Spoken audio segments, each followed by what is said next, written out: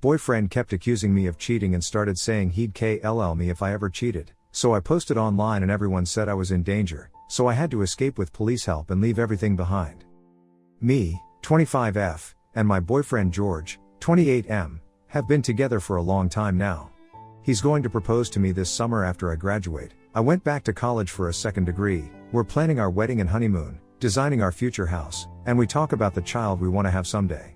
I think it's pretty safe to say things are serious between us, and we're deeply in love. However, things have not been so easy for us in the past. Our combined anxiety has caused a lot of grief for us. I'm still struggling with being abandoned and left to fend for myself as a child, and he's struggling with deep fears from past abuse by his father, brother, and ex-wife, who were all mentally and physically abusive. Understand that George is so sweet and loving. He does his best to help me and encourage me any way he can, and it's clear to me that he wants me to succeed and be happy. But with George it's like a Jekyll Hyde thing. Sometimes I can't even believe my wonderful boyfriend could swap so quickly. When he asked for a prenup, I understood. His ex stole everything he owned and left him homeless for months. When he gets nervous and withdrawn in response to my stress, I get it. His dad was abusive whenever something stressful happened. And maybe it's just my own anxiety, but things are starting to get precarious for me. About once every 2 weeks he asks me if I'm cheating. His ex cheated on him multiple times. Sometimes he just randomly asks, "Are you cheating?" And I've been patient because I understand how anxiety can be.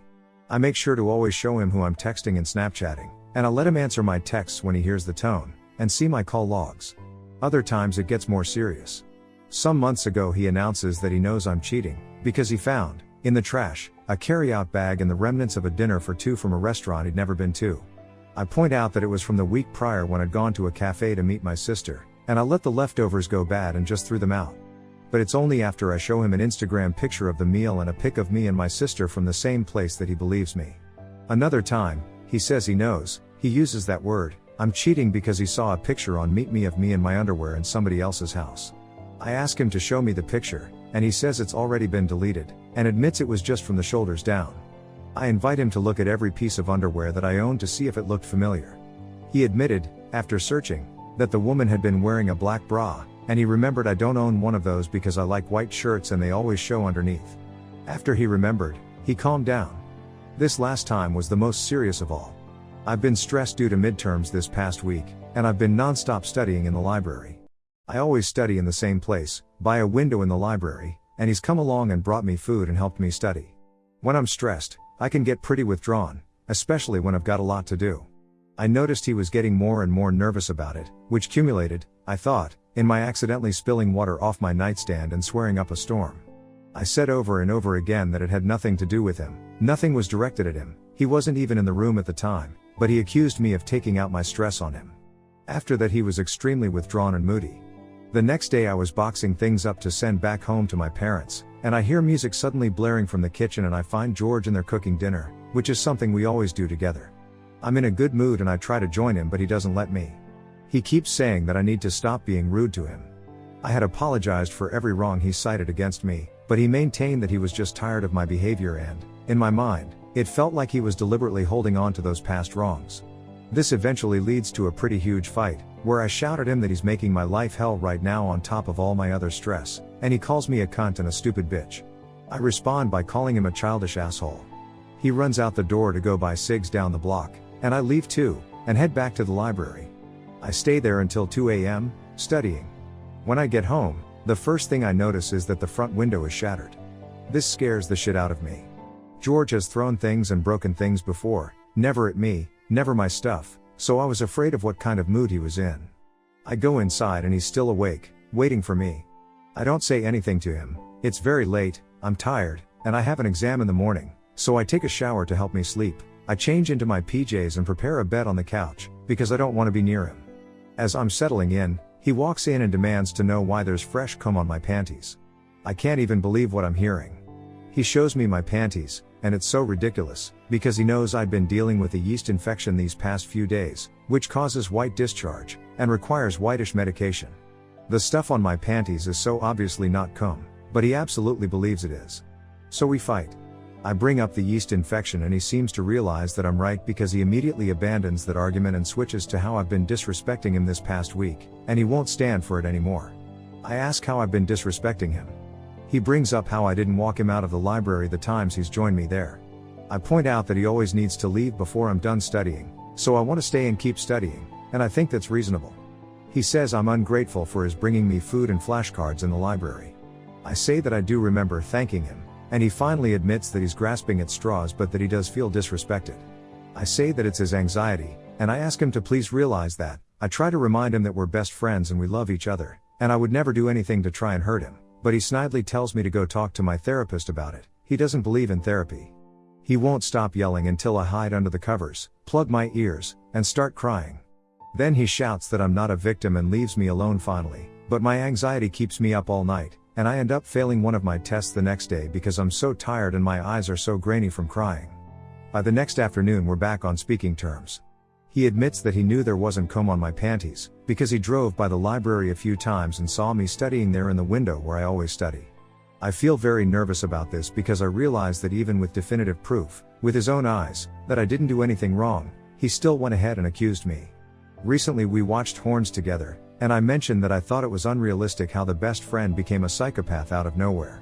I thought, given they'd known him his whole life, there would have been some signs that indicated he was crazy, and his friends would have had a hunch. George said he wasn't surprised. He said that he believed anyone could snap and become a rapist/murderer out of nowhere, and people could hide their true intentions no matter how well you think you know them. He cited the time his sister-in-law, married to his abusive brother, tried to strangle him out of nowhere. I know he's very distrustful of everyone, so I understand why he said that, but still, it made me afraid. The last few days have been so difficult for me. I already feel very sick to my stomach with nerves. I brought up what he said about Horns, and kind of half-jokingly asked if he was going to kill me. He says no, but that he does sometimes imagine punching me in the face. I tell him I sometimes think of punching him, too, but I would never actually do that, and he should never do that either because I will leave. He just laughs and says he won't, and I think the conversation is over, except he suddenly says, if you cheated on me, I think I'd be angry enough to try and kill you, and probably succeed. I respond by saying I would probably be angry enough to kill him if he cheated, but I wouldn't actually hurt him. He doesn't really have a response for that. Yesterday he said it again. I mentioned how one of my friends and her now husband went celibate for their entire engagement period, 1 year. He casually responds, that sounds horrible. I think if I had to go more than 2 weeks without sex I'd probably freak out and kill you. This made my stomach do a flip-flop because it was the second time in 2 days. I say something like, I won't be able to have sex for like 6 weeks after I give birth, right? Even if it's cesarean, because I need to recover from surgery. He doesn't say anything and that freaks me the fuck out, so I press him, you know that, right? And he says, well, it's gonna be tough. Things are spiraling out of control for me. I know I often don't think straight because of my GAD, but I'm not happy with how things are going. I want to tell him not to accuse me of cheating anymore, that I've more than proven myself to him, and that we can't fight like this anymore, and he needs to stop saying anything about killing me because even if he's joking it makes me sick to my stomach. But now I'm a little afraid that if I pick a fight about this, he's going to think that I'm cheating and trying to cover it up somehow. Further, I'm worried that if I can't account for every minute we're apart, like cameras following me everywhere, then one day, if my phone dies, or if I get stuck in traffic, or if some male coworker greets me inappropriately against my will, George will believe I'm cheating and possibly kill me? Update: the last few days have been very hard overall. I haven't got much sleep. I was way too busy driving and moving and planning and running and life decision making and crying and pretending to be normal. My worldly possessions have been reduced down to what I could stuff into my old cross-country duffel bag. My dogs are traumatized to the point that one of them is now fear-biting and cries whenever I'm not in direct contact with her, and the other is exploding toxic waste out of both ends. And I'm simply no longer recognizable as the person I was, physically and mentally. Never in a million years did I think I'd end up in this place. Everything was pulled right out from under me, and it's like I woke up in someone else's fucked up life. But I'm alive, and that cancels out any of my irrelevant complaints. Last week, I got back from the hospital after a really nasty stomach bug, which I thought was the flu. I collapsed on the couch to sweat it out. I was in a lot of pain, but I'd still dragged myself to the store to get ginger ale and sports drinks because I didn't want to ask George to do it for me. I realized I needed to appease him however I could until I could figure out a plan, because the Reddit responses scared me and I decided I needed to get away. As soon as I got home, George poured me a glass of orange juice and told me to drink until I threw up. I explained the doctor's orders, but he insisted that enough orange juice would make me throw up or give me diarrhea and that would flush my system and get the toxins out. As unpleasant as throwing up, again, sounded. Because I was really dizzy and weak, I decided to try the orange juice. All it did was burn my scratched up throat and it didn't help settle my stomach, so I stopped drinking it and started drinking ginger ale. He got seriously annoyed by that, and kept insisting I drink the orange juice. I told him that it burned my throat, and he said, well, your throat's just gonna burn anyways. No idea what that meant. He then asks me where my phone is. Apparently he wanted to put on some music. I have no idea where it is, but as he starts a full-on investigation for it, I remember I'd had my post open on the Reddit is Fun app at the hospital, but I had a mild fever and I couldn't remember whether or not I had closed it. A few people warned me what might happen if he saw my post, and all those warnings jumped right to the front of my mind. I've been in some pretty intense situations before, but I've never felt anything like the pure unadulterated terror of lying there waiting to see if my psycho boyfriend would find my phone and find out what I'd written. I thought about trying to find it before he got to it or casually trying to discourage him from looking, but I knew he'd be suspicious if I suddenly jumped up at the mention of my phone. In fact, I realized that if I reacted at all, he'd be suspicious enough to probably search until he found something incriminating, and it didn't matter how well I covered my tracks, eventually he'd settle for something to be mad about. So I had to just lie there, pretending not to panic as he dug through my purse, my backpack, my car, twice. Finally he called my phone and there wasn't any ring, and I remembered I'd put it on vibrate in the doctor's office. I thought I was saved for about 5 seconds, but then he went and turned off the noisy air purifier, so there was absolute silence, and called again, and I could hear my phone vibrating. He found it in my jacket pocket, and I swear to God I've never seen anything more beautiful than my tiny blank home screen reflected in his glasses. He puts on music and shut himself in the computer room. After an hour or so I passed out. When I wake up it's still nighttime, and he's sitting across from me drinking a beer, and the first thing he says is that apparently his parents are giving away all his childhood things. I guess he called home while I was asleep. I tell him I'm sorry to hear that. I can see he's in a really bad mood, but I'm ill enough and scared enough that I don't care at that moment. I just want to go back to sleep. He tells me again to drink the orange juice. I explain again about how it burns and doesn't help my stomach like the ginger ale, and he says something like, sometimes I think people refuse to do things purposefully because I ask them to. Like maybe I should just tell people to do the opposite of what I want, so they'll actually do something good for themselves. And I really am scared of him, because I don't know what he's going to do to me. So I drank the fucking orange juice and I tried to throw up, and that was the absolute worst pain I've experienced in a long time. It felt like someone stabbed me in the sternum. I actually cried a little and got one of those mini blackouts you get when you sit up too fast in the morning. George was standing there while I retched in the tub, and at one point he did put his hand on my shoulder and ask if I was okay, but he didn't stick around and wait for me to regain my composure. He left the bathroom, and when I found him again he was on the computer watching videos. He didn't say anything to me the rest of that night, and when I told him good night, he didn't respond. I decide I'm going to wake up early and go straight to my therapist. I never want to feel that fear or helplessness again, over anything, least of all whether or not I'd closed a stupid app on my phone. As soon as the center is open I go to my therapist for a crises walk-in and I tell him everything. He confirms that George's behavior is troubling. I say I'm scared and that I need help, and he gets me in touch with a victims of domestic violence thing that's apparently set up by the university. I hate that all of those words now apply to me, and even as I write this I still don't think they're accurate. I don't feel like a victim of domestic violence. But I guess I am. The next 24 hours after I approached my therapist were the most painful, barring Monday, when I had to give up my dogs. The police were called, and I knew there was absolutely no going back once that happened, because George hated the police and he would never, ever forgive me for telling any of this to my therapist. Believe it or not, I did not want to make life harder for George. I have spent so much of the past 4-ish years doing everything to make his life easier. I did not want to hurt or punish him. All I wanted was to get away with as little impact as possible, to vanish completely, and go zero contact, to forget everything and not deal with it. So the last thing I wanted was police involvement, because of the stupendous freakout it would cause, but the domestic violence victims thing worked in tandem with law enforcement, and I recognized that I wasn't thinking clearly. So I took a huge leap of faith and actually trusted a trained professional to do his job properly. I was really surprised when a kind-faced woman in a pink blouse stepped into my therapist's office 20 minutes later, introduced herself as a domestic victim advocate, listened sympathetically and non-judgmentally to my sob story, and proceeded to escort me everywhere for the next few hours. She had a gun on her belt and she was an actual trained cop, so I felt as safe as someone like me could feel, considering what I was doing. The kindness my advocate showed me was so far beyond anything any stranger has ever expressed towards me in my life.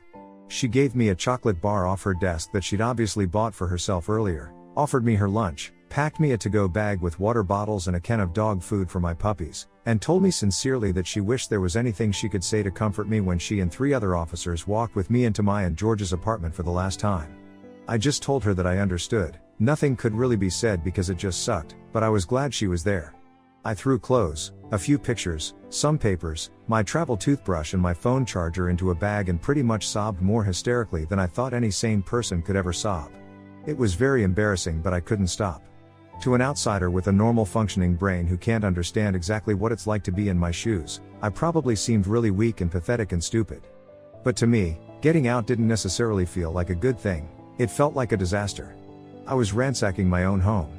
George was everything to me, and everything in my body was saying that I was destroying the only real love I'd ever have and betraying my best friend for no reason, especially when I saw a note on the fridge he'd had left for me with a dry erase marker: "Dogs pooped this morning. They've both been fed and Pook's got her medication. Have a great day, honey, I love you." I really wish I would have packed smarter. Who the fuck forgets to pack socks? But there were 3 large intimidating cops waiting on me in my living room, and the victim advocate lady warned me to hurry because we didn't want George to show up and see this. It was very distressing. I had to leave behind so many things. I know it's all just worthless junk, but it was my home, things I'd picked special and had for years. The gaming PC I built myself, my dog's toys, my sprouting plants that were so close to blooming, my favorite sunflower patterned dishes. The beautiful wooden bookcase my father made for me in his woodshop when I graduated high school, my old gross dog-eared Harry Potter books, some of which I've had since I was a little kid, the polka dot comforter my sister handed down to me after she got married. My old birthday and Christmas cards. That stuff made me feel like a person with a life that mattered. But it wouldn't fit in my bag, so I had to leave it. And I don't think I'm going to see it again. But it's not the end of the world. I'll go on and hoard a lot more useless junk in the future. If I had stayed, I wouldn't have been able to, and my junk wouldn't have done my body any good. The dogs were not happy about all the strangers in the house, nor my apparent mental breakdown, and they immediately started losing their minds. I somehow managed to load them and my shit into my car, and then it was back to the police station to discuss options. I'd put off calling my family because I didn't want this to be real, but I figured once George realized some of my shit was gone, it was going to get very real whether or not I felt ready. The call wasn't bad. I've always been able to tell my dad anything and not be judged or ignored, though I hadn't talked with him for a while. He and my mom were away on a camping trip, but when I told him things were bad and I didn't feel safe, no other details were mentioned, he invited me to join them. It was many hundreds of miles away, in the middle of nowhere, but that sounded perfect just then. Nobody could find me, I'd be totally safe, at least for a few days. So I left town. About 3 hours into my 8-hour drive, the calls and texts started coming. I'd asked the advocate lady what I was supposed to do when George tried to get in touch with me, because for him, this is completely out of nowhere and is likely going to call the police and file a missing person report if I didn't come home that night. She gave me a few cookie-cutter sentences to give him, which I put into a brief text. It essentially said that I didn't feel safe right now, I wanted space, and I didn't want him to contact me again. I would contact him when I was ready. Then I was stupid and I read the hailstorm of sad texts I got in response to that.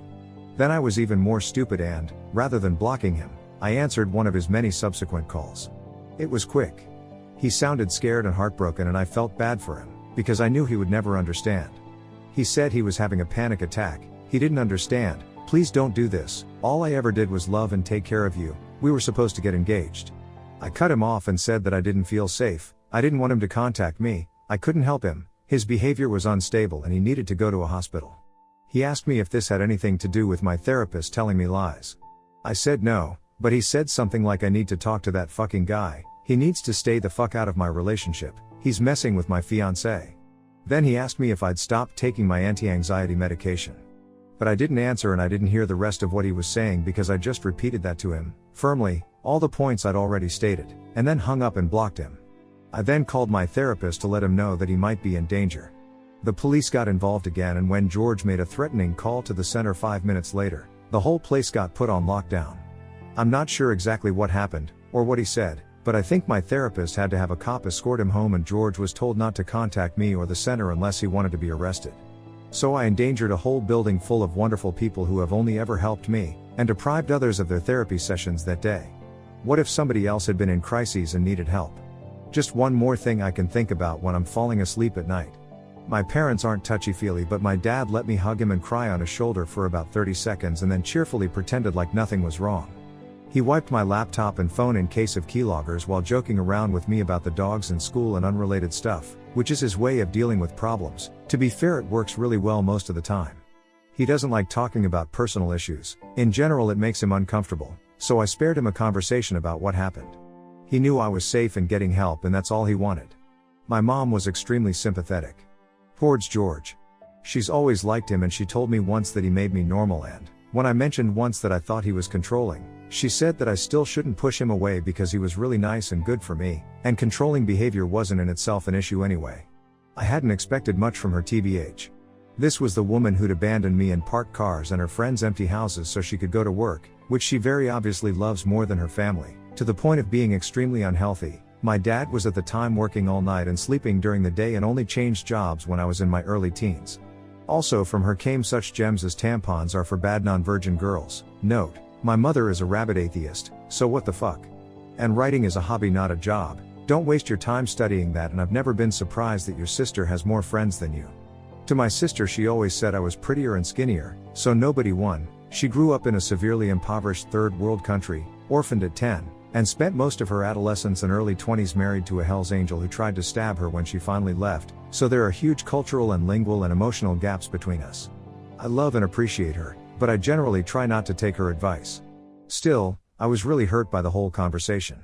She kept mentioning how smart and kind George was, asking for blow-by-blow account of what really happened, suggesting that I got it wrong, trying to puzzle through his delusions, wishing she could help him, feeling sorry for him and wondering if she could talk to him, maybe convince him get to a hospital. I explained over and over that we couldn't help because he didn't believe there was a problem, and even if he did go into treatment, I wasn't going to risk going back. She really wanted me to stick with him and support him through these troubling times. To me in my situation, she said, "I'm glad you weren't killed." Literally. That's it. I had to get back to my life. I was warned the place they were putting me didn't allow pets. My parents were busy and couldn't take my dogs, so I ended up having to think about whether or not I could afford to kennel them until graduation, or if it would be easier on them if I found them new homes. I'm selfish enough that I didn't entertain rehoming them for long. I did not want to lose my dogs. I could lose everything else, but if I lost them I'd die. They were my babies. They used to sleep in my bed before George kicked them out, and they were the only ones whom I could cuddle and cry on during this whole nightmare. They were my strongest emotional support. So I swallowed my pride and called Sarah, a friend I've known for a couple years now.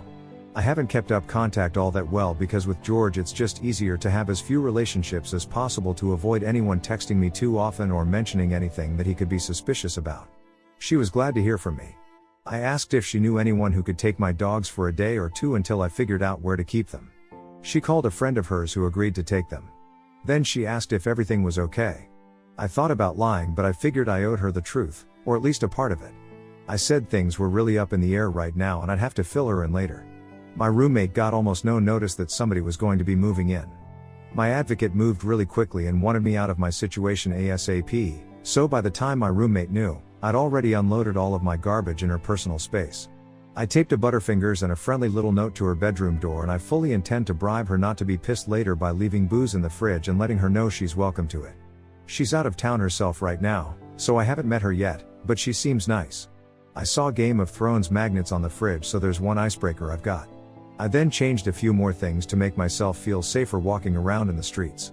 There's no chance George knows where I am or how to find me, but still.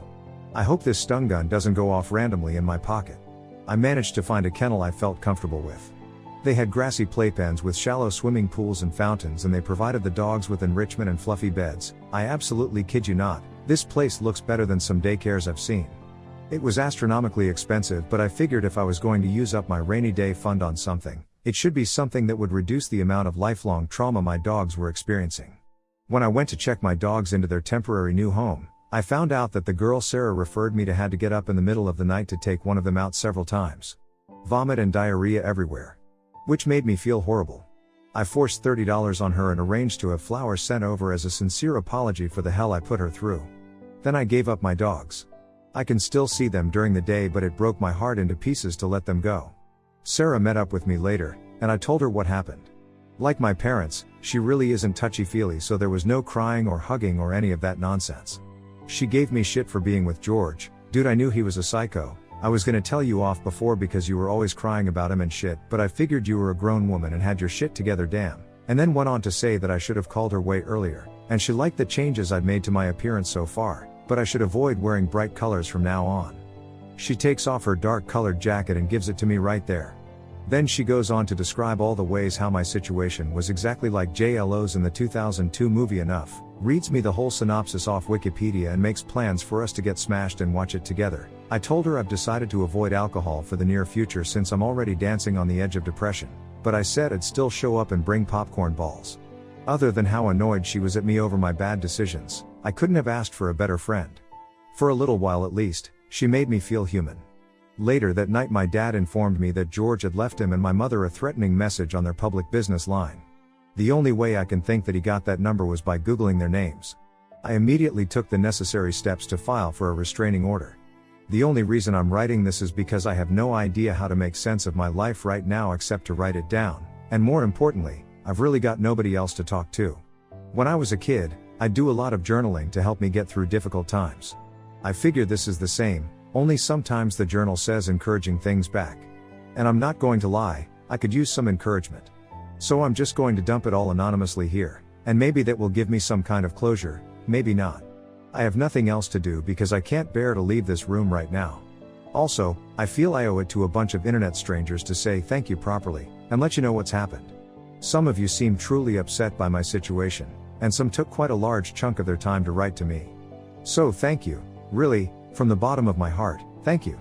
Because I'm a real girl behind these words, I like sewing my own dresses and watching David Attenborough documentaries and wasting hours of my life on PC games. I like gardening and fantasy books. I struggled through serious depression and GAD and eating disorders that left me very weak but very grateful for my life, so I believed. I am a real breathing person who was very naive and very vulnerable, and you random people saved my life.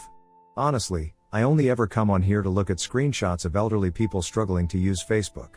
I thought the internet was full of Machiavellian teenagers who'd probably tell me how bitchy I sounded. Thanks, genuinely, to everyone who answered my post and everyone who sent me a PM. I've sat and I've read each and every one of them multiple times. I reread them when I start to feel like I've overreacted, like maybe I'm crazy. I reread them when I start to think about ever reconciling with George, or feeling guilty about what I've done. I've printed out my original post and every comment I've gotten, yes, even you in danger girl, and I put them in my journal and I continue to look at them. Even though none of you guys actually knew me, you cared. And some of you cared quite a lot. You offered me your stories, or someone to talk to, or a place to stay, a book, a phone number to call. Most of you were more concerned about me than my mother. Because I was seriously in danger. I was. There were things I never thought would be affected by my being with George, my dogs, my possessions, the safety of the people around me. I was lonely enough to get myself into that position. And I actually do want to live, so I realize I've got to change, too. There's a lot of work to be done. Maybe George isn't an evil guy, but I'm going to stop describing him as a wonderful person. I don't believe people are good or evil, but the stuff he was doing was definitely evil.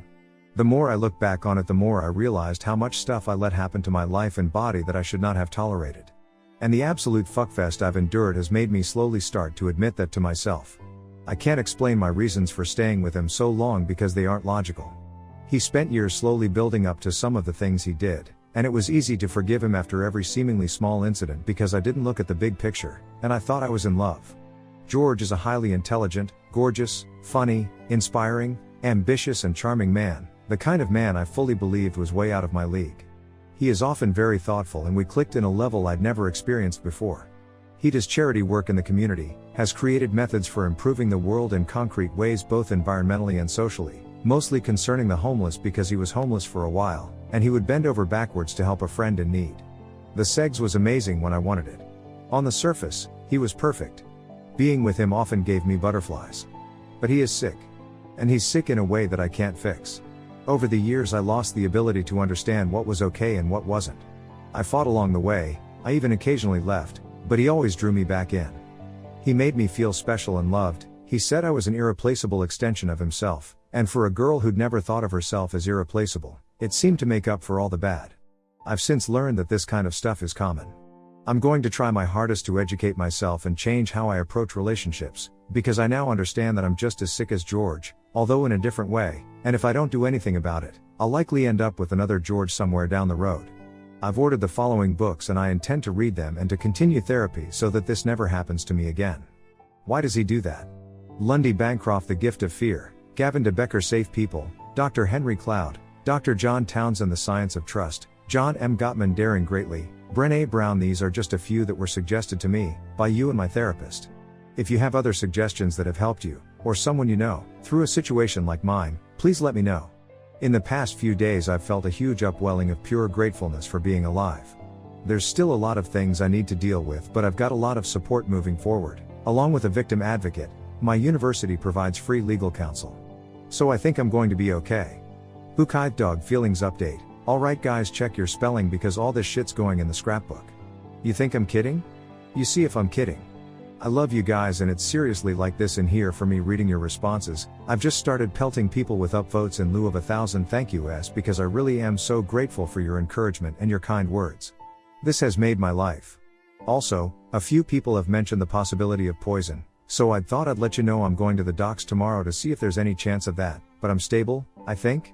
And there's no evidence of damage thus far. Hopefully the orange juice thing was just a weird power play and not something more sinister. Brother took $30,000 from me, called it ancient history when I wanted it back, and then posted vacations online. Now he's facing prison for committing fraud and is begging for forgiveness. I never imagined I'd be sharing this story, but watching my brother's luxury vacation postings on social media while he sits on $30,000 of my money has pushed me past my breaking point. 5 years ago, I made the stupid mistake of trusting family over my own financial security, and now I'm watching the consequences play out in real time through Instagram stories and posts from the Maldives. Let me start from the beginning. In 2019, my grandmother passed away, leaving me with an inheritance of $50,000. I had been saving for years, and this money was finally going to make my dream of homeownership possible. The housing market in our area was just starting to heat up, and I had my eye on several promising properties. I'd done everything right, maintained excellent credit, saved diligently, and researched first-time homebuyer programs. This inheritance was the final piece I needed to make it happen. Then in March, my brother James showed up at my door in tears. We'd always been close growing up, though we'd drifted apart somewhat in adulthood as our lives took different paths. I went the traditional route: college, steady job, careful planning. James was always more of a risk taker, starting his own business right out of high school and living what seemed like a charmed life when things went well. That evening, the charm had clearly worn off. His business was failing due to a combination of poor management and an economic downturn. He was 3 months behind on his mortgage, his credit cards were maxed out, and his wife Sarah was threatening to leave him if he couldn't get their finances under control. They had 2 kids, my niece and nephew, who were 10 and 8 at the time. The thought of them potentially losing their home or having their family torn apart broke my heart. James had always been my parents' favorite, the entrepreneurial spirit who was going to make it big someday. They'd invested in his various ventures over the years, but they'd taken significant losses during the recession and couldn't help this time. I was his last hope, he said. He needed $30,000 to save his business and home, and he swore he'd pay me back within a year, with 8% interest. I was hesitant, but James was persistent. He brought up all our shared childhood memories, reminded me how he'd always looked out for me when we were kids, though my recollection of this differs from his. He even started crying when talking about how he couldn't bear to tell his kids they might have to leave their home and school. I agreed to lend him the money, but I insisted on a written agreement. James readily signed it, probably thinking he'd never have to honor it. The agreement specified the loan amount, interest rate, and a 1-year repayment timeline. I even had it notarized, which James laughed off as me being overly cautious. The first few months, James was full of optimistic updates about how his business was turning around. Then the updates became less frequent, and the tone changed. When I brought up repayment as the 1-year mark approached, the excuses began. His business was still recovering. His son needed emergency dental work. His wife's car broke down. Each excuse seemed legitimate on its own, but they started piling up suspiciously. By year 2, I was getting frustrated. The housing market in our area had exploded, and properties that would have been within my reach with my original down payment were now completely unattainable. I was stuck in an increasingly expensive rental, watching my monthly payments climb while my dream of homeownership slipped further away. Meanwhile, James's social media told a different story than his excuses. While telling me he was still struggling financially, he was posting about home renovations, his new gaming setup, and weekend getaways. Nothing extravagant enough to call him out on directly, but enough to make me question his claims of financial hardship. I tried bringing up the loan in person at family gatherings, but James became an expert at avoiding me. He'd suddenly need to help with the kids or take an important business call whenever I approached. Our parents, when I confided in them, told me to be patient and understanding. Family helps family, they said, conveniently forgetting that's exactly what I'd done, helped family, only to be taken advantage of. The situation remained in this frustrating limbo until last week, when James posted about his upcoming dream vacation to the Maldives. Not just any vacation, we're talking first-class flights, an overwater bungalow at a luxury resort, and a packed schedule of expensive excursions. The total cost, from what I could piece together from his posts, was well over $15,000. I couldn't believe my eyes. Just 3 days earlier, he'd sent me a long text about how he was still struggling and needed more time to get his finances in order before he could start repaying me. Seeing him post about living his best life and treating himself because he deserved it made something snap inside me. I sent him a text, pointing out that the money he was spending on his vacation could have gone toward his debt to me. His response was what finally pushed me to take action. Come on, that was 5 years ago. Ancient history. You can't expect me to put my whole life on hold over ancient history. I'll pay you back when I can, but I need to live my life too. Ancient history. Those words kept repeating in my head. My lost opportunity to buy a house before the market went crazy, ancient history. The years of stress and resentment watching him live luxuriously while dodging my requests for repayment. The fact that I had to delay starting a family because I couldn't afford it without the financial cushion he took from me. That's when I decided enough was enough. I've consulted a lawyer, who confirmed that my notarized agreement is legally binding. I'm now in the process of taking legal action to recover my money, plus the accumulated interest. When I informed James of this, he exploded, calling me heartless and saying I was destroying our family over just money. The family has predictably taken his side. Our parents are telling me I'm being too harsh, that I should be more understanding of his situation. They seem to forget that I'm in my situation precisely because I was understanding of his. Even our extended family has gotten involved, with aunts and uncles calling to tell me how disappointed they are in my decision to attack my own brother. But I'm done being the understanding sibling who gets taken advantage of. But am I the asshole for asking for my money back? Update 1. First, thank you all for the supportive comments and advice. I want to address some common questions I've been seeing. Yes, I have the loan agreement in writing and it was notarized. I know some people think I should have asked for collateral too, but honestly, I never imagined my own brother would do this to me. For those asking why I waited 5 years, I tried collecting numerous times throughout the years. I have documented evidence of at least 30 attempts to discuss repayment, all met with excuses or ignored. I was trying to be understanding because he's family, which I now realize was a mistake. Several people suggested I might be jealous of my brother's success. Let me be clear, I'm not jealous of someone who built their success on stolen money. I'm angry about being taken advantage of and watching him splash my money around on social media while I'm still dealing with the consequences of helping him. To those saying family is more important than money, where was that family loyalty when he was spending thousands on vacations instead of repaying me? Why am I the only one expected to sacrifice for family? And for everyone asking about my parents, yes, they've always favored James. I've gotten dozens of messages asking about the family dynamic, and you're right, this loan situation is just the latest example of a long pattern. Now, on to the update. It's been 2 weeks since I sent the legal notice to James, and the resulting chaos in our family has surpassed even my worst expectations. I thought I was prepared for the fallout, but watching the people I've known my entire life choose sides in this conflict has been both enlightening and heartbreaking. The morning after my lawyer sent the notice, my phone exploded with notifications. James had apparently spent the night calling every family member in our contact list, spinning a tale of victimhood that conveniently omitted key details. According to him, his ungrateful sibling was trying to destroy him over an old family loan that he was always planning to repay. No mention of the Maldives vacation, the signed agreement, or the years of dodged responsibilities. My parents showed up unannounced at my apartment that evening. Mom was in tears, and Dad had that disappointed look I remembered from childhood, the one that used to make me cave instantly. They sat at my kitchen table and tried every emotional manipulation technique in their parental playbook. The conversation went about as well as you'd expect. My mother immediately started in on me. How could I be so heartless? He has children to think about. What kind of person tries to bankrupt their own brother over money? She'd raised me better than this. Of course I was being difficult about this. I was single, I didn't have any real responsibilities, but James had a family to support. She'd always thought I was selfish, but this was a new low, even for me. The way she spat out the word single like it was some kind of moral failing, as if my lack of children somehow made my financial stability worthless, just perfectly summed up how they've always seen me in this family. I reminded her that I also had life plans that were derailed by this loan, but she waved that off. You're single, you have time to recover. James has responsibilities. The fact that I'm single precisely because I couldn't afford to move forward with my life plans seemed lost on her. When I mentioned that James's recent vacation booking suggested he was doing just fine financially, Dad actually defended it. He works hard, he deserves to enjoy life a little. That's when I lost my patience and showed them the folder I'd been building. Screenshots of James's social media posts over the past 5 years, showing a pattern of luxury purchases and vacations. Texts and emails documenting my attempts to collect and his increasingly dismissive responses. Bank statements showing how my rental costs had increased while I remained unable to buy a home. Most importantly, a calculation of how much money I'd lost by not being able to buy a house when I originally planned to. Their responses were telling. Mom couldn't look at the evidence, literally turning away from my laptop screen. Dad examined everything carefully but still insisted that there must be another way to resolve this without legal action.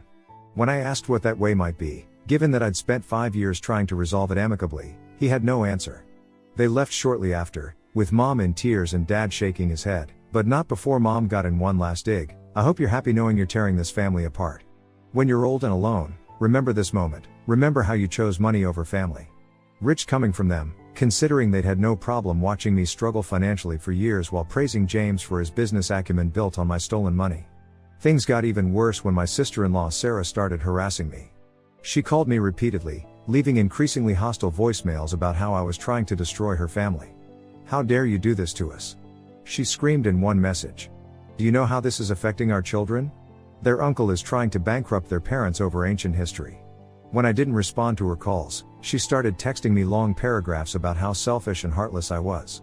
According to her, I was just jealous of their success and trying to tear them down because I couldn't stand to see them happy. She even had the audacity to suggest that I should be grateful they were finally living their best life because it meant they'd be able to pay me back eventually. You're just bitter because you're still renting while we own our house, she wrote. Maybe if you worked as hard as James instead of trying to leech off his success, you'd be able to afford your own home. Her messages pushed me to dig deeper into James's business finances, which I'd previously avoided out of respect for their privacy. What I found was infuriating. His business had actually recovered well after the initial crisis, the one that had prompted the loan. By the end of the first year, he was turning a healthy profit. By year 3, he'd expanded to a second location. All while telling me he was still struggling to make ends meet. And there was Sarah, living off the profits of my stolen money while having the nerve to call me a leech. The most vindictive part of me wanted to post all of this evidence on social media, especially under his vacation photos. But my lawyer advised against it, saying it could potentially complicate the legal proceedings. Instead, I've been methodically documenting everything. Every accusatory text from relatives, every social media post showing his spending, every email where he acknowledges the debt but refuses to pay. The most surreal moment came when James's latest vacation photos were posted while I was meeting with my lawyer. There he was, lounging in an infinity pool overlooking the ocean, captioning it "living my best life, ignoring the haters." The timestamp showed he'd posted it during our scheduled meeting about his legal response to the lawsuit. My lawyer, reviewing the growing evidence of James's financial deception, seems increasingly confident about our case. The signed agreement, combined with documented proof of his ability to pay and his choice to spend money on luxuries instead, makes it pretty clear this isn't a case of can't pay but won't pay. As this update comes to a close, James has just filed his official response to the lawsuit. His lawyer's arguments are as creative as his excuses for not paying, claiming the agreement was signed under duress, arguing that as a family member I should have known it wasn't meant to be legally binding, even suggesting that my documentation of his spending amounts to harassment. But the most telling detail is buried in his financial disclosure. The Maldives vacation was paid for in full, in cash, just 2 days after he last texted me saying he couldn't afford to start repaying the loan. Some family members are still pushing me to drop the lawsuit, warning that I'll regret destroying the family over money. What they don't understand is that James already did that when he chose to exploit my trust and kindness. I'm not destroying anything, I'm just finally refusing to maintain the facade that everything is fine while being taken advantage of. The next hearing is scheduled for next week, and despite the emotional toll, I'm more determined than ever to see this through. I'll post another update after the hearing next week if there are any significant developments. Thank you all for the support and validation. It really helps knowing I'm not crazy for finally standing up for myself after all these years. Update 2. After my last update, things have gotten both better and worse, if that makes sense. The initial hearing was yesterday, And some interesting information has come to light that makes me even more certain I made the right decision in pursuing legal action. My lawyer had requested detailed financial records from James as part of the discovery process. What we found was far worse than I'd imagined. Not only had his business recovered within months of taking my loan, but he'd also been systematically hiding his true financial situation from everyone. Remember how Sarah had been harassing me about trying to bankrupt them? Turns out James has been lying to her too about their finances, but in the opposite direction from how he was lying to me. To me, he's been claiming poverty and hardship. To Sarah and their friends, he's been bragging about business success and upcoming expansions. He's been maintaining two completely different narratives, the successful businessman for his social circle, and the struggling entrepreneur for anyone he owes money to. The Maldives vacation? That wasn't even their most expensive trip this year. They took a luxury cruise in January that cost nearly $20,000, but James kept that off social media because he was in the middle of telling me he couldn't even afford to start making small repayments.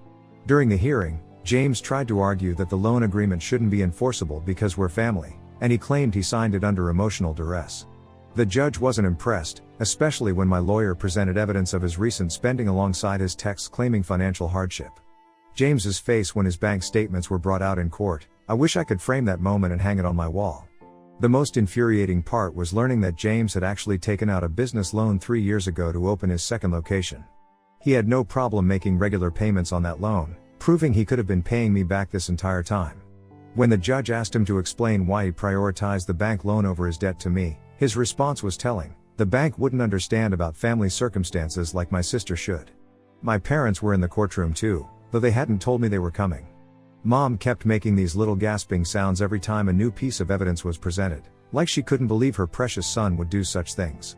Dad just sat there getting progressively redder in the face. I thought he was angry at James at first, but during the recess, he cornered me in the hallway and started yelling about how I was humiliating the family by airing our dirty laundry in public. I didn't engage with him, just walked away like my lawyer advised. But I wanted to scream back that James had humiliated me for 5 years, watching me struggle with rising rent while he spent my money on luxury vacations. The family's reputation seemed to matter more to Dad than the fact that his son had essentially stolen $30,000 from his daughter. The real bombshell came when we discovered that James had used my loan as proof of assets when applying for his business loan. He'd actually listed it as a private investment in his business plan, not a personal loan, making it look like he had more capital than he did. So not only did he take my money under false pretenses, but he also used it to fraudulently obtain more money from the bank. My lawyer's eyes practically lit up when she saw this documentation. Sarah has suddenly gone quiet after weeks of harassing me.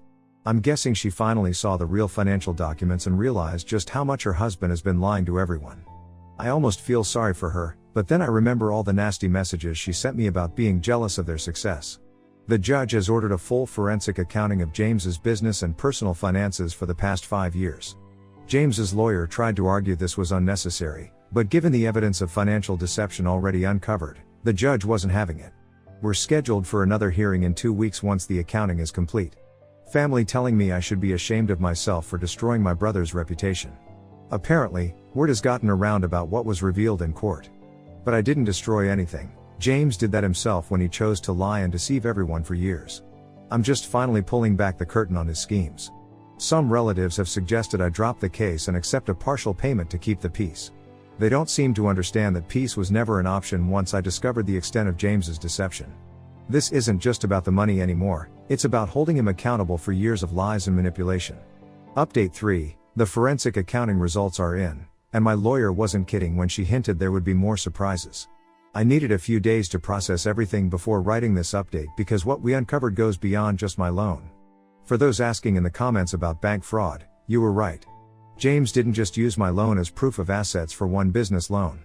He's been running a complex shell game, taking loans from multiple banks using the same assets as collateral, including my investment.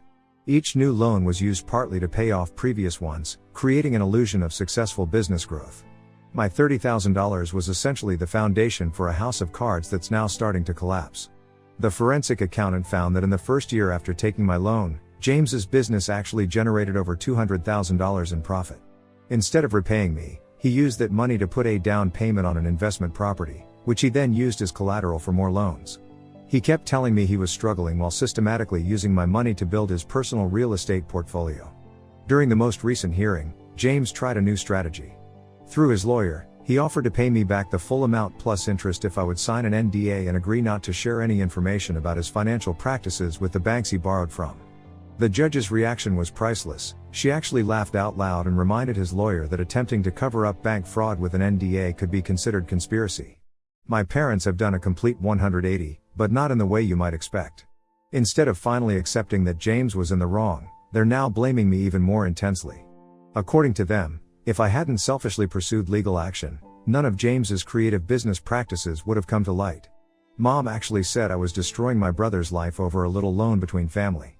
When I pointed out that bank fraud was a serious crime, Dad told me I should be ashamed for caring more about banks than my own brother. Sarah has filed for separation. Not because of the lying or fraud, mind you, but because the impending legal consequences might affect their lifestyle. She sent me a long email blaming me for forcing her to leave James by exposing his financial dealings. Apparently, I should have just accepted being stolen from so her children could continue enjoying luxury vacations. The forensic accountant also uncovered that James has been hiding money in offshore accounts. Remember that cruise they took in January? It was paid for through a shell company registered in the Cayman Islands. My lawyer estimates that he's moved over $500,000 offshore in the past 3 years while claiming he couldn't afford to repay my $30,000. The judge has frozen all of James's known assets pending further investigation.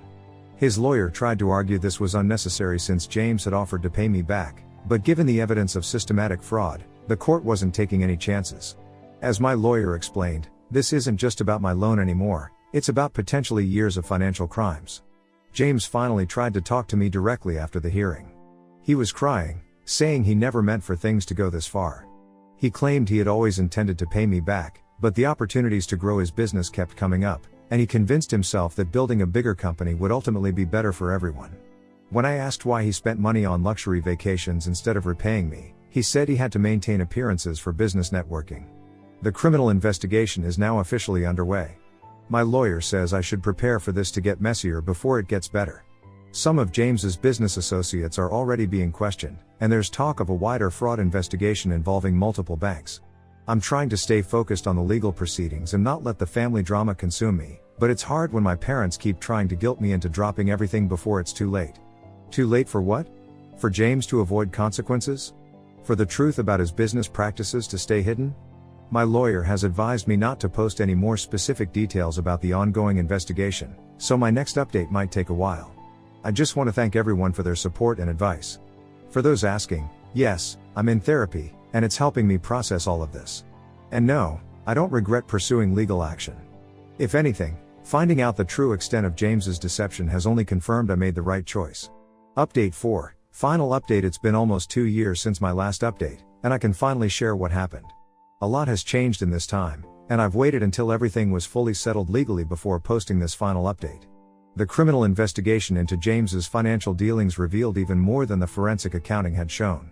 Over the past 5 years, he had taken out multiple loans using the same collateral, created fake business documentation, and misrepresented his assets to several banks. My $30,000 loan was just the tip of the iceberg. He had been running what essentially amounted to a Ponzi scheme, using new loans to pay off old ones while pocketing the difference. James ended up accepting a plea deal. He's facing 2 years in prison with the possibility of early release, plus hefty fines and restitution payments to various banks. The judge ordered him to liquidate his assets to pay back his debts, including my loan. I've finally received my $30,000 back, plus the accumulated interest and legal fees. My parents have had a complete breakdown over this. Mom hasn't stopped crying since the sentencing, and Dad hasn't spoken to me in weeks. They're selling their house to help pay for James's legal fees and moving into a smaller place. Every time I think about how they're sacrificing their retirement to clean up James's mess while still defending his actions, I feel a mixture of sadness and frustration. Sarah finalized her divorce from James last month. She's been telling everyone who'll listen that she had no idea about his financial dealings and that she's the real victim here. Considering she was happily spending money on luxury vacations while harassing me about wanting my loan repaid, I find that hard to believe. She's moved in with her parents and is trying to maintain the lifestyle she's used to by demanding excessive alimony, despite the fact that most of James's assets are being seized to pay his debts. James tried one last manipulation attempt before reporting to prison. He sent me a letter, playing the repentant brother, probably on advice from his lawyer to try for a more lenient sentence. It was full of the same old tactics, reminiscing about childhood memories that never happened, making excuses about feeling pressure to succeed, and claiming he always intended to pay me back. Even facing prison time, he couldn't help but try to make himself the victim. He ended the letter asking me to speak at his sentencing about his good character and how this was just a misunderstanding between siblings. I didn't respond. After everything he'd done, he was still trying to use family ties to escape consequences. Some people in my life suggested he might have changed, that prison was making him reflect on his actions. But I know better, manipulators don't change, they just adapt their tactics to their current situation. I've used the repaid money to make a down payment on a house. The market is still expensive, but at least I'm finally getting out of the rental cycle. It's not the house I could have bought 5 years ago, but it's mine, and I earned it honestly. Some people have suggested I should feel guilty about James going to prison, but I don't. He had countless opportunities to make things right over the years. He chose to continue lying and defrauding people instead. The consequences he's facing now are the result of his own choices, not my decision to stop enabling him. As for my parents, I'm giving them space to process everything. Maybe someday they'll understand that by holding James accountable, I did what they should have done years ago. Maybe they won't.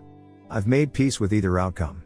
My lawyer tells me there might be more legal proceedings as the banks pursue civil cases against James, but I won't be posting any more updates. This chapter of my life is finally closed, and I'm ready to move forward. So I won't be responding to comments or messages anymore.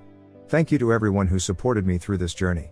Your encouragement helped me stay strong when my own family was trying to make me doubt myself. Ex-wife told me our son wasn't mine after 12 years and took me to court for full custody. Turns out she faked the paternity test so she could get money for her new man's business. This is a bit of an emergency, so I'll get right into it. So I, 40 male, had been married to my soon-to-be ex-wife Megan, 38 female, for almost 12 years. We have a 14-year-old son together, Johnny, as well, or at least I believed he was my son for all these years anyway. Megan and I had met at work and we had only been dating for 1 year when she found out that she was pregnant. I was kind of skeptical about having a baby so early on in our relationship, but she wanted to continue with the pregnancy, so I decided to support her and we moved in together after we found out about the pregnancy. When Johnny was born, it did not even occur to me to get a paternity test because Megan and I were in love with each other, and by then I was more than sure that Johnny was my son. I felt very connected to him and he even resembled me because both of us had dark hair and eyes, so I literally had no reason to be suspicious of anything. However, a couple of months ago, I found out that he's actually not my biological son and Megan had been playing me for a fool all along. About 3 months ago, she came clean to me that she had been having an affair with her high school sweetheart Nathan, 38 male, for the past couple of months, and even in the beginning of our relationship, she had had a bit of a fling with him while we were together and she had never told me about it. Because after that she got pregnant, one of the major reasons she and Nathan had to part ways after high school was because he was not very serious about his life and had chosen not to go to college. Back then, he had still been living with his parents and was jumping from one job to another every couple of months. She figured that she needed stability in her life, which is why she had chosen to be with me because I was very career driven, and she said that if she decided to stay with me, she would be betting on the right horse. But now she had realized that money wasn't everything and she was in love with Nathan, so she wanted to build a life with him. Besides, he had had enough time to change his ways and now he was a business owner himself, so she really didn't have to worry about money anymore. Back when she was coming clean to me, she told me that she had had a paternity test conducted and knew that Johnny was not my son right from the beginning but had chosen to keep her mouth shut about it because I seemed to be very happy to be a father and she did not want to ruin our relationship by talking about her past. She also made Nathan promise never to speak of this affair that they had ever again because she did not want to risk our relationship, and for the sake of her happiness, he had stayed away. However, they had reconnected at a high school reunion almost 6 months before she finally told me the truth, and they had rekindled their relationship once more because he was well settled and he was still in love with her, and she had realized that she was still in love with him as well, so she had to leave. It was a horrible time for me because I had been with this woman for so long. I had built a life with her, and yet I was getting screwed over like it meant nothing to her. Anyway, after she told me the truth, she left the house with all her things, but Johnny continued to stay with me because he did not want to go with her.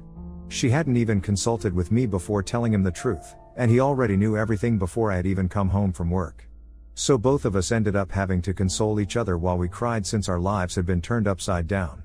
I knew that no matter what happened with the divorce, I was going to make sure that we had shared custody of Johnny because regardless of his biological parentage, he was my son through and through. I had raised him, and nobody could take that away from me, not Nathan and not even Megan.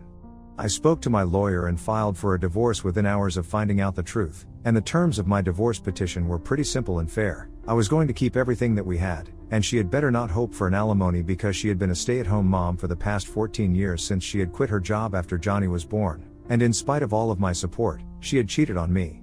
She had already been using me for money for all the years that we had been together. I was not going to allow that to happen any longer. Of course, she was not in agreement with that and contested the terms of the divorce and demanded alimony as well as a huge settlement amount. I was ready to fight for that, I didn't mind, but she made things much worse by filing for full custody 3 weeks ago because apparently she and Nathan were planning on relocating to another city so they could open up a branch of his business there as well, and they wanted to take Johnny with them. I would be given visitation rights, but she demanded full custody since things have finally worked out so she could play happy family with Nathan now, just because it was convenient for her. There was no way that I was going to allow that to happen, and since we could not sort this out in mediation, this matter ended up going to family court. I was pretty confident that this would be a cakewalk for me, but she and Nathan started lying through their teeth about what kind of person I was, and I had to work really hard to prove them wrong, which is what has been complicating everything.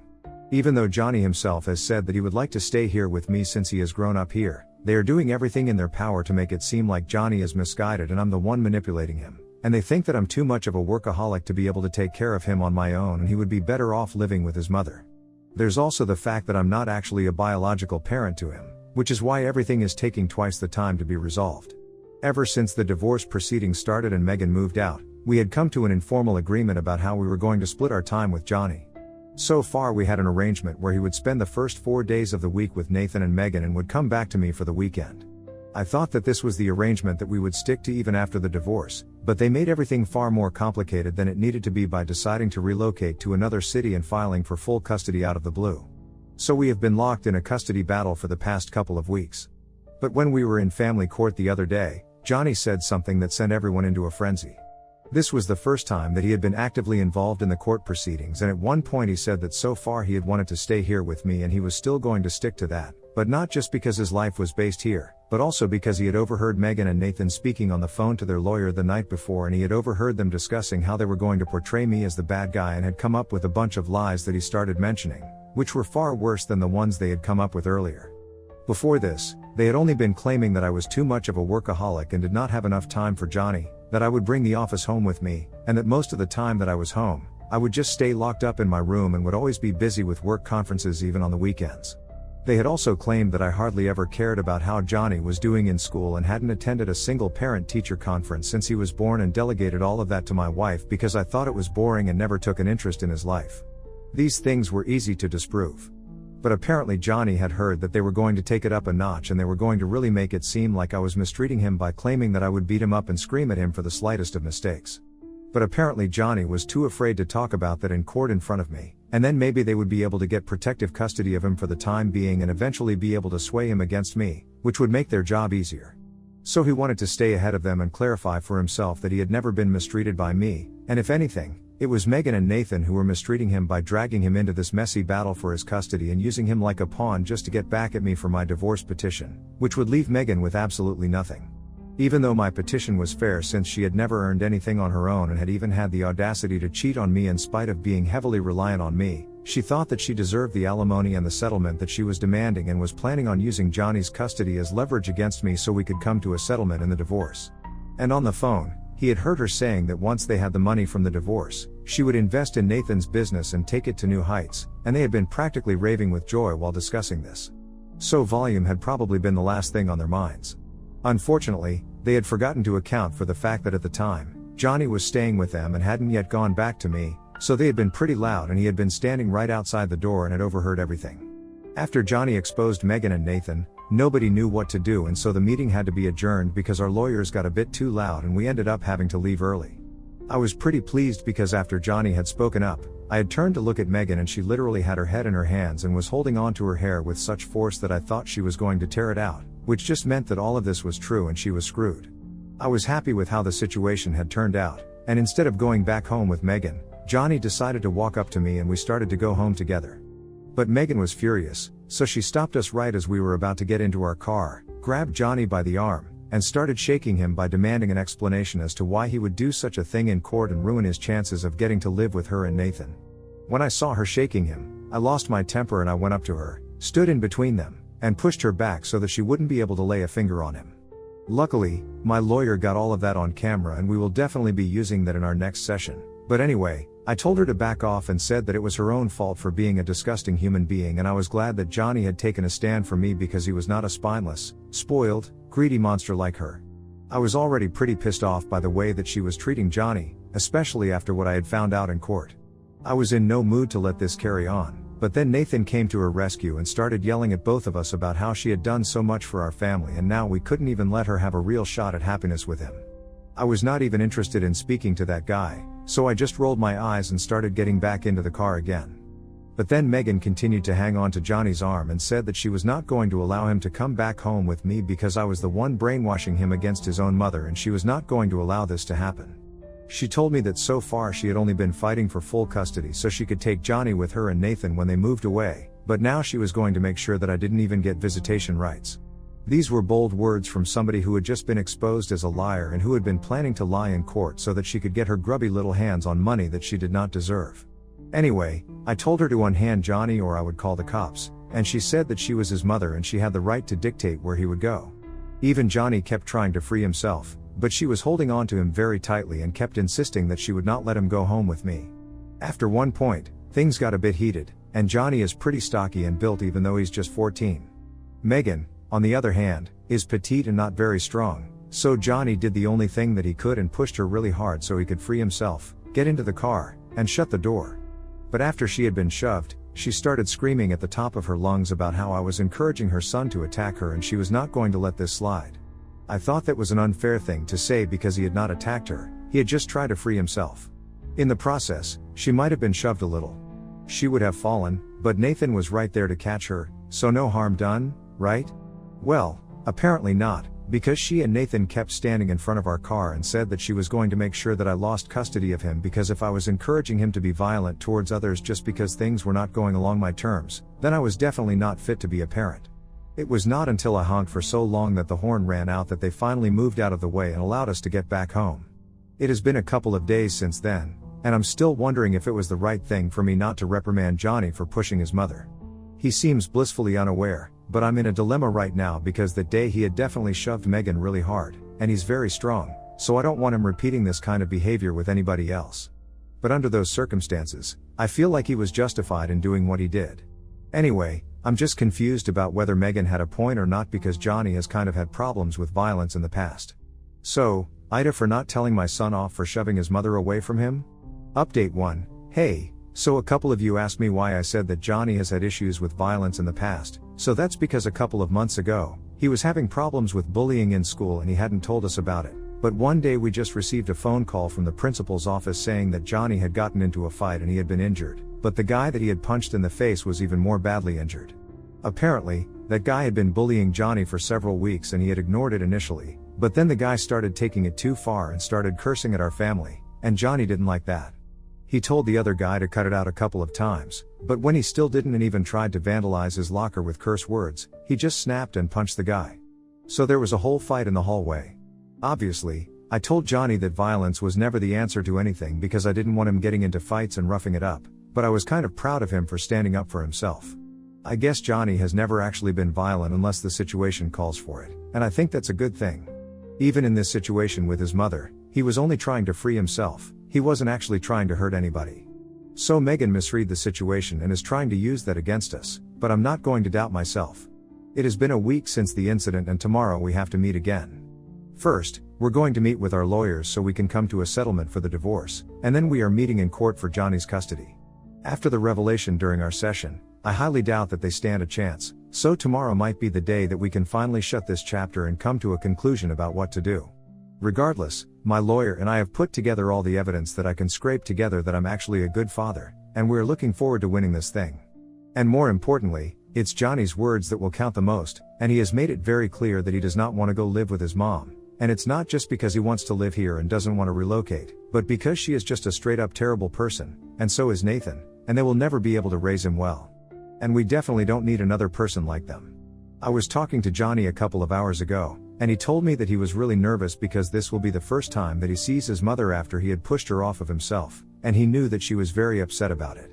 He confessed to me that he was trying really hard not to care about what she thinks, but ultimately she is his biological mother and we have spent so many years together as a family that it's hard to come to terms with the truth now. He told me that he was really afraid of what would happen if by any fluke he ended up getting handed over to Megan and Nathan, but I reassured him that it was not going to happen.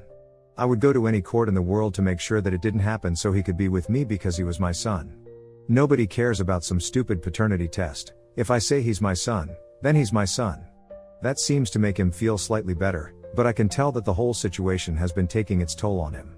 I don't even know how I'm going to deal with the situation if ultimately I do end up with custody of him. How do we recover from that? Because eventually his mother is going to leave the city and move away with Nathan.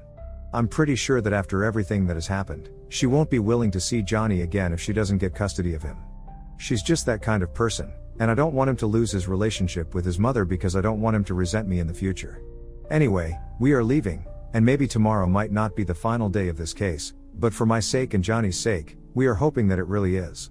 Update 2. Hi, so something very weird happened just now.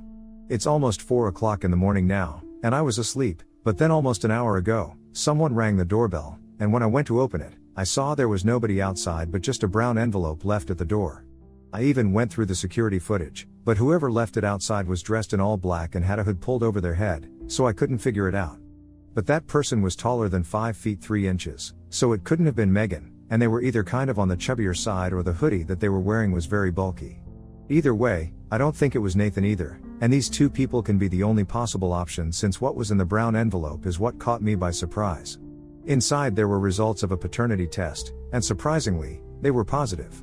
The results were from the same lab where we got tested a couple of months back when Megan told me that Johnny was not biologically my son and she had shown me the results that said that Johnny and I were not a match.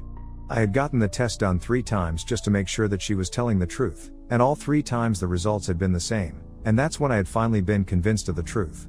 But the results that I received just now say that Johnny and I are actually a match, so I'm very confused right now. I don't know which results were fake and which are real. Truth be told, I found it very difficult to believe Johnny was not my son because we look so similar and I had never felt like he was not my son.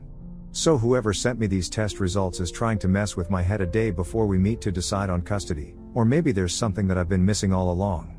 Maybe Megan and Nathan pulled off paternity fraud or something. I called the laboratory just now, but obviously they did not answer because, well, they're probably not even open yet. However, the first thing I'm going to do tomorrow is go to check out the place because this is really confusing and I have no idea what to do right now. I have, however, spoken to my lawyer about this, and we're going to figure out something tomorrow. First, we just need to make sure that these results are real, so I'm going to get tested again, but this time I'm not going to tell Megan anything about it. I don't know why, but I just have a nagging feeling that I'm definitely going to get some answers tomorrow if I confront her with these results. Update 3. Hey everyone, so today was a really long day. First, I headed to the laboratory with Johnny and my lawyer to ask about the results that I had received just last night, but before I could ask anybody about it, this guy who seemed to be in charge took us aside and told us that it was him. He had slipped me the envelope last night, but he hadn't actually expected me to come by. He explained to us that the first time that we got tested, Megan and Nathan had spoken to him already after they had done some digging and found out which laboratory the court worked with, and they had had an arrangement that he would change the results and show it as negative so she would be able to claim that Johnny was not my son and tried to take him away with her. Apparently, she had basically assumed that once I found out that Johnny was not my biological son, I would give up on trying to be his father and leave them alone. However, when that did not happen after I found out the results of the test for the first time and I went back for 2 more tests, she decided to tell this guy to help her out and fake the results twice more. All of this was done behind our backs, and she had promised him that eventually she would make him a partner in the business once she got the money out of our settlement, and he had been looking forward to that, which is why he had helped her out 2 more times and had the results falsified the results of the paternity test all 3 times. I was dumbstruck when I found out about this because I had literally never even thought that she would be capable of doing something like this. Anyway, he had had a change of heart recently because he had kept in touch with Megan all throughout, and he had heard what happened at family court last time that we met since she had to tell him that these things were taking longer than she had expected and they wouldn't be able to start their business for another couple of months, so he would have to wait. He had decided that he could no longer go with her then because she was clearly very immoral and unethical, and so he decided to slip me that document last night. He apologized to me for all the trouble that he had caused and practically begged me not to involve him in any of this because he really wanted to remain anonymous, and I was kind of upset because this guy who didn't even know me had screwed me over a couple of months back just for some money, and I really wanted to turn him in. But that would just mean going extra lengths for me, and I did not have the energy to do that. Maybe if he repeats this kind of behavior, somebody else will, but until then, I'm out. Besides, I already had the documents that I needed to prove my paternity, so it didn't matter to me what happened to him. If it came down to it and I had to prove something in court, I would definitely use that as evidence and turn him in. However, for now, I had a different plan in mind. So then I headed to court, but before we could sit down for our scheduled meeting to come to a settlement for the divorce, I took Megan aside and she was quite surprised by that move. I told her that I had received this document last night and they were the real results of the paternity test, so she instantly understood that I knew about the fraud that she had committed. She tried to act innocent at first, but I told her that paternity fraud is a big deal and I was going to give her one chance to get out of this without more trouble if she agreed to my terms of the petition this time and also signed her parental rights away over Johnny. She agreed to the first part, but the second part was what she was not fine with and tried to negotiate with me, saying that she was his mother and she could not just let him go. However, I was not buying any of that, and I told her that there is no mother in the world who would do something like this to her own son, so now she could do what I asked of her or I would create a lot of trouble for her. After arguing with me for almost 10 minutes, she finally agreed, and I felt like I had won. After that, I finally managed to come to a settlement, and my lawyer and I were thrilled because she had agreed to the terms of the petition. And after that, we only had to wait for our last showdown in family court, and there also things went exactly according to plan, and she was unhappy about it, but she agreed to terminate her parental rights over Johnny and leave. That took everybody by surprise since she had been fighting tooth and nail for his custody for the last couple of weeks, and now suddenly she had given up. So that seemed a bit weird, but I didn't care. I had won Johnny. My lawyer and I finally parted ways and went to our respective homes a couple of hours ago, and in a couple of days, my lawyer will have drawn up the papers and she will finally have signed away her rights, and then it's just going to be me and my son against the world. Even though I think it's kind of been like that for the last couple of months already, but I just can't wait for all of this to be over officially and then I can finally try and move on with my life because this has all been really intense. However, as of now, Johnny is extremely happy with the situation and so am I, so we're just trying to make the most of that.